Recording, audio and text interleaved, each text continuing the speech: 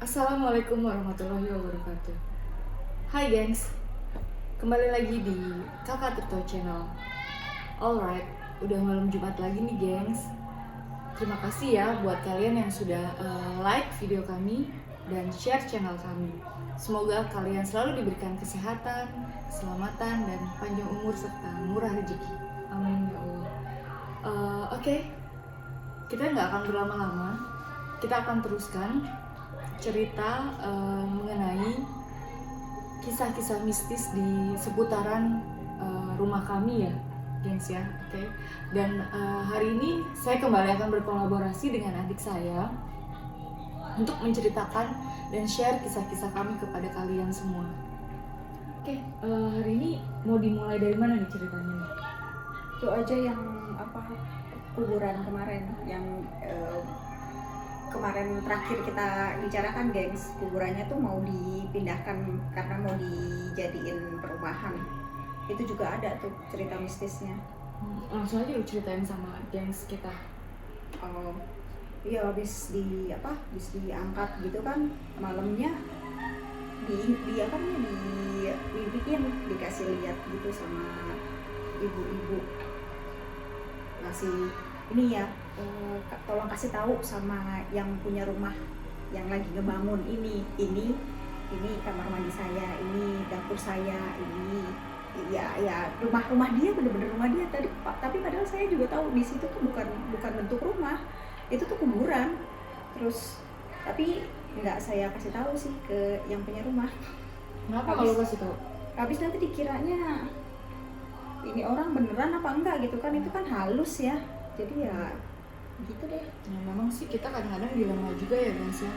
Di satu sisi kita dikasih pesan seperti itu, tapi di sisi lain kalau misalnya secara dunia nyata kan mereka berpikir tetangga-tetangga nih, lu halu bohong atau apalah segala macam. Nah ini bertepatan banget waktu itu kan rumah kita juga lagi dibangun, gengs. Nah itu ada salah satu tenaga kerjanya, tukangnya itu maghrib nih, gengs, ceritanya. Dia itu nongkrong lah tuh di kuburan yang baru diangkatin, gengs. Nah dia tiba-tiba didatengin sama perempuan bawa koper. Nah dia kan nggak kenal ya sama orang sini karena itu tukangnya itu saudara-saudara kita lah dari kampung gitu. Kita datengin ke sini supaya kerjanya lebih cepat kan, gengs, gitu kan. Nah begitu dia ditegur sama mbak-mbak itu nanya sama dia. Jadi dia sebelum maghrib lah gitu lah sih, agak-agak pengen maghrib gitu, dia itu nongkrong di sana di yang bekas kuburan itu. Nah di bekas kuburan itu mbak-mbak itu datang bawa koper terus nanya, mas, rumah saya mana ya? Lah kan si mas ini bingung dong, rumah? Iya, rumah saya di sini, kata dia gitu. Rumah apa mbak? Ini kan kuburan. Enggak mas, ini rumah banyak, katanya gitu. Petak-petak gitu, petak-petak katanya, gengs. Petak-petak lah, dia ngerasa kalau dia kehilangan rumah, gengs. Coba kalau misalnya kalian yang di posisi mas itu, seperti apa coba perasaan kalian? Nah, jadi mas-mas itu coba jawab, aku nggak tahu mbak, ini yang aku tahu itu kuburan gitu kan. Terus aku nggak tahu deh terusannya karena si emas itu cuma cerita sampai di situ aja. Terus masnya itu langsung tanya ke mama kami kan, nanya itu memang di situ ada mbak-mbak tadi nanyain rumahnya, rumah apa gitu. Ya udah, berarti kita kesimpulan ya itu mungkin yang menghuni di sana gitu kan. Karena seperti yang aku bilang di awal, jadi di rumah kita itu dekat kuburan, terus ada empang, terus ada pohon bambu juga, gengs. Nah, terus ya itu ada peternakan sapi juga, masih ada sawah dulu itu sekitar tahun 85-an itu. Jadi di sini juga kan rumahnya cuma beberapa gitu. Terus apa lagi? Itu bambu itu kalau misalnya malam suka turun sendiri, kalau ada yang lewat itu pasti turun sendiri, dan itu di tengah-tengah, jadi orang itu nggak bisa ke bawah juga susah, ke atas juga susah. Nah tapi nanti kalau misalnya mau dilompatin gitu, gengs, itu dia diri langsung, pokoknya aneh banget deh, iseng. Nah terus ada lagi kejadian waktu itu 17-an, biasa ya warga di sini kan pada ngumpul terus bikin lomba bulu tangkis kalau nggak salah tuh sampai malam hari. Nah karena mungkin mereka juga merasa terganggu ya, karena nih orang mungkin kok bikin ribut aja berisik gitu kan, nggak pulang-pulang juga, udah sampai larut malam nggak pulang-pulang, bercanda kayak gitu. Mungkin waktu itu kayaknya weekend deh gengs. Nah terus dari atas itu diketawain terus entah itu disiram entah apalah, pokoknya mereka sampai basah semua, nggak tahu itu air apa ya gengs. Air apa itu nggak ngerti juga. Akhirnya mereka bubar gitu. Jadi kalau mereka lewat di sini tuh ada pohon sawo, pohon jengkol, pohon jamblang, itu kan yang seperti orang tua bilang kan itu kan sarang mereka ya, seperti itu ya. Nah pernah juga di suatu hari nih ada bapak-bapak juga nih curhat juga ke rumah kita, dia bilang aku baru lewat gitu, dia cerita sama mamaku, dia bilang aku baru lewat di bawah pohon jengkol itu, dia dilempar sama jengkol, dia iseng banget nggak sih? Parah emang. Iya, nggak usah gitu, itu dulu kan itu masih banyak jengkolnya gitu kan, masih banyak apa sih pohon-pohonnya. Walaupun sekarang kan udah bentuk perumahan, udah bermepet-mepet juga.